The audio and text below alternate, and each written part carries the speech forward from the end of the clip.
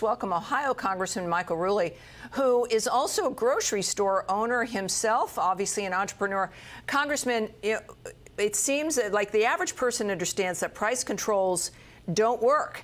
And part of that is because the prices in a grocery store or anywhere that is selling a product has to rely on the cost of the production of that item, which includes fuel.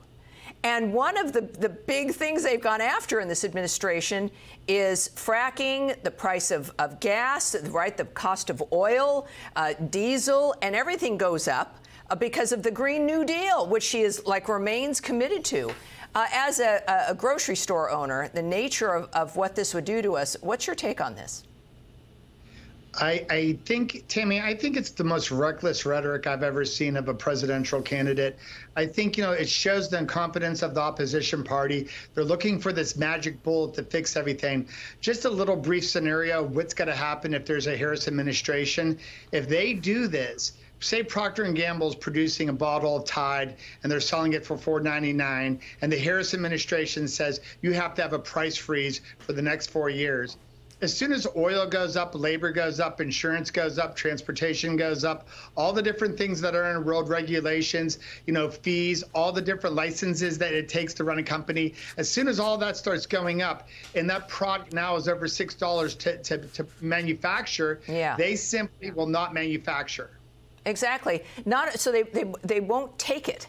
I mean, no business can sell at a loss. I mean, you've got staff to pay. And you don't think about just like the grocery store, this idea that business people are gouging, or grocery stores in particular, are gouging their customers, when it would have been very easy to look at what that profit margin is. And what is relied on is volume in order to be able to sustain a business.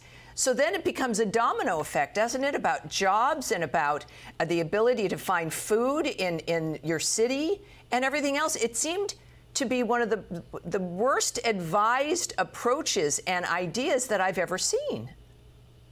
You're spot on. I mean, I don't think they realize the ramifications. I mean, if you're a blue-collar Joe Bag of Donuts, one of the few guilty pleasures you have of life is going to a grocery store, whether it's Costco, Kroger, or Walmart's, or my own grocery stores. You are going to have 38 to 42,000 items to choose from. And what she's going to do, she's going to turn this into Cuba, Venezuela, where you're going to be down to 5,000 SKUs. On the back is a SKU. You're not going to have the products that you're used to. And if you're working a 9 to 5, you're busting your hump every day.